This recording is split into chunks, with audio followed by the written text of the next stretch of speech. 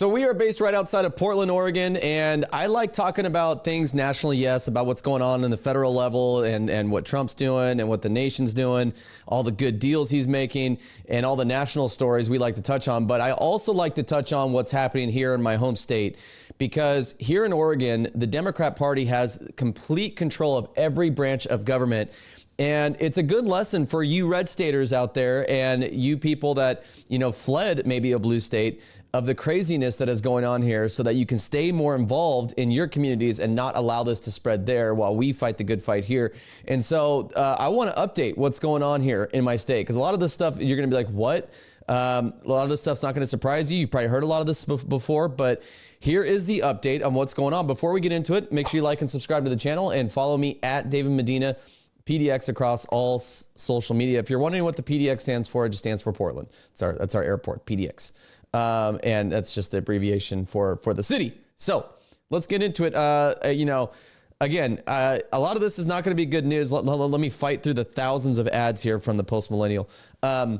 So we love the Post Millennial. We're just kidding with him. But this is Katie Davis Court exclusive the other day. So Oregon police responded 17 times to a home occupied by Tren de Aragua gang members charged with torture, kidnapping, attempted murder, charging documents. Today, David. Sorry, I've just had my coffee and I'm just like super wide right now. So just bear with me, okay?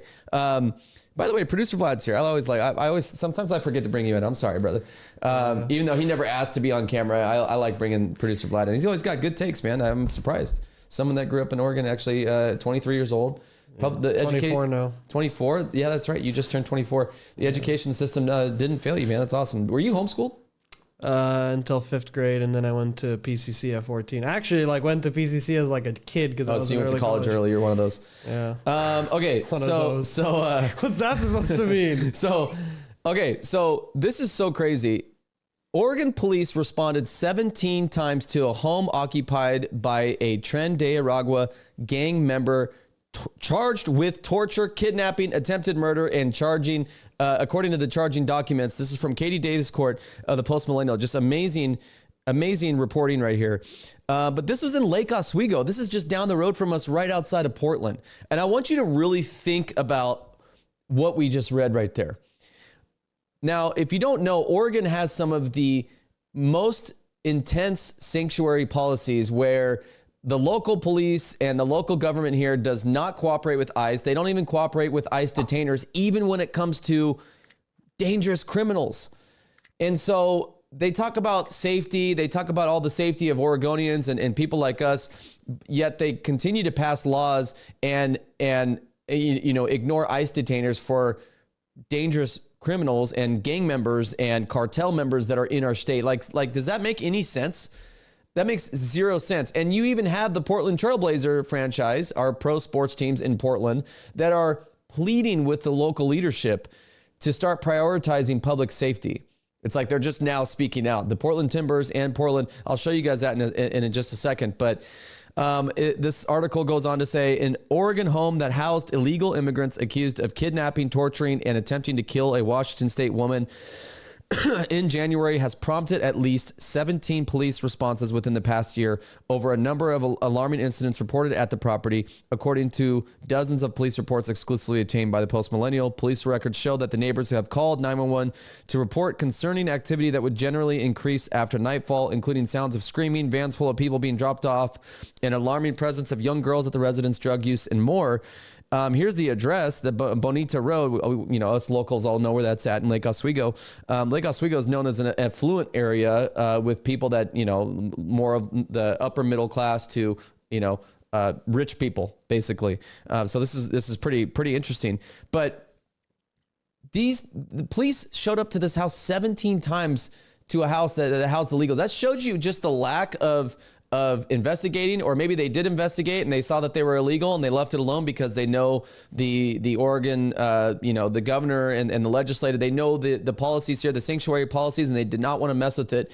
Meanwhile, people are being hurt as a result of this, and these were actual gang members. You have to ask yourself, why are these people, why are the Democrats of Oregon prioritizing, and I say the Democrats because they're in charge, but why are they prioritizing these illegal criminals over your and I safety. It's disgusting. And the fact that they keep getting voted in is incredible to me.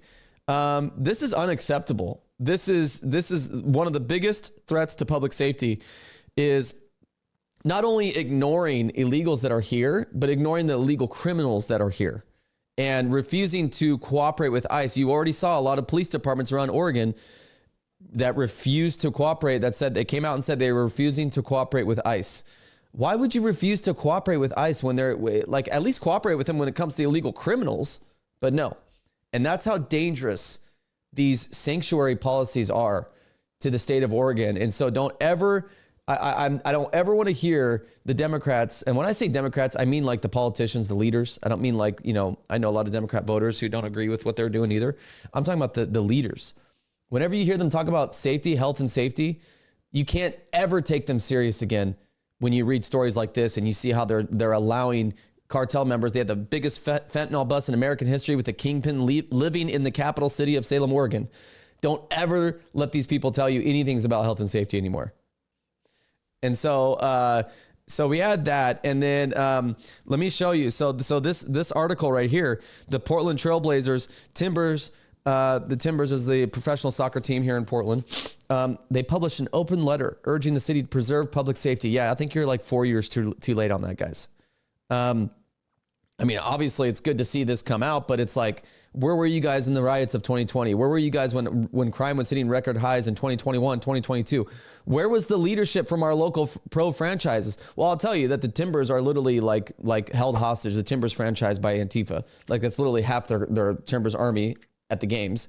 And if you don't believe me, just go look. We'll go watch a Timbers game and just go look at the Timbers army. I go to Timbers games all the time, and the Timbers army is full of trans flags and a bunch of weirdos. I can confirm.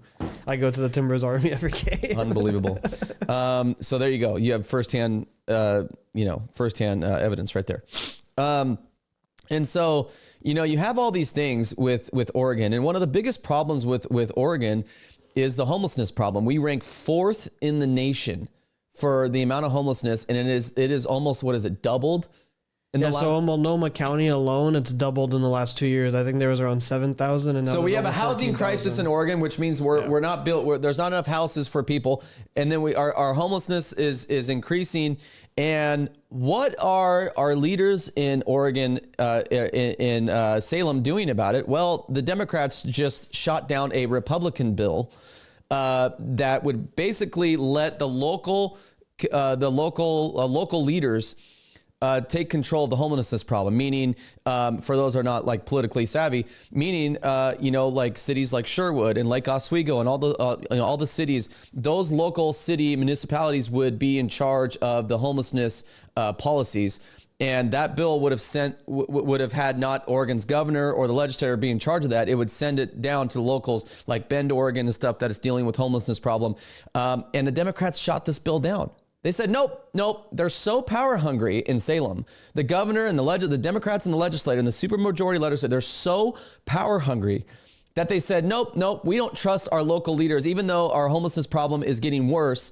We don't trust the local leaders and the local communities to fix the problems themselves because they know their communities better than we do. We want to keep the power on that. So they shot down this bill that the Republican House caucus brought forward. I mean, why? Why? Is there a reason why? So it says the House Bill 2432 failed with a 28 to 24 to 28 vote margin. So 6 Democrats joined Republicans in supporting the bill that would return control to local leaders to manage the homelessness crisis in their jurisdictions.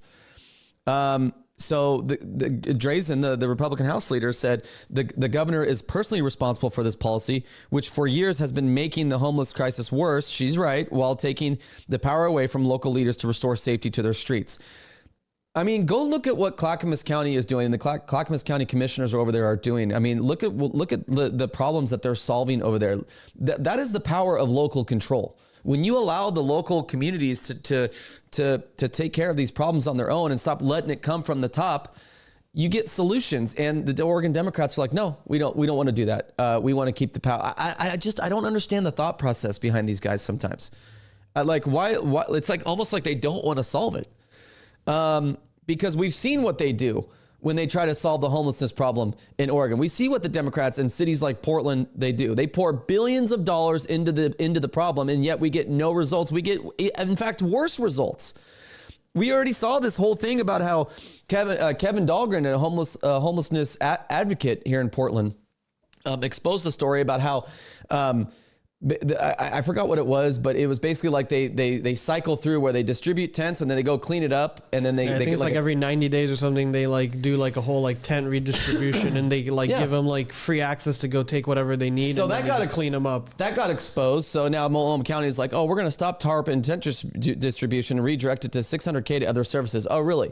Is it because that got exposed by Kevin Dahlgren that you got that was just a scam that you guys were doing to get federal money or federal funding, and now that you got exposed, you're going to just push the money to other services? I wonder what those services are going to be. I hope someone can stay on top of that.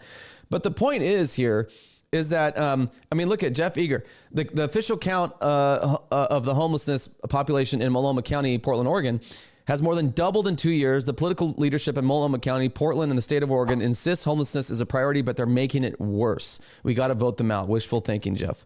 You know what's interesting? So the population of the Multnomah County homeless is around 15,000, and the total homeless population of Oregon is around 23,000. So they make up like 65% of the homeless population in just because Multnomah County is mainly Portland and like literally Portland. That's insane. Like that's such a high percentage. And I guarantee you the rest of it is Eugene and Bend. And like that's the concentration is literally in the cities that have the most democratic stronghold, all the most radical people. Okay, so if you want to know the theme of this video, it's never let Democrats run your state or run anything. Far left Democrats, don't ever let them.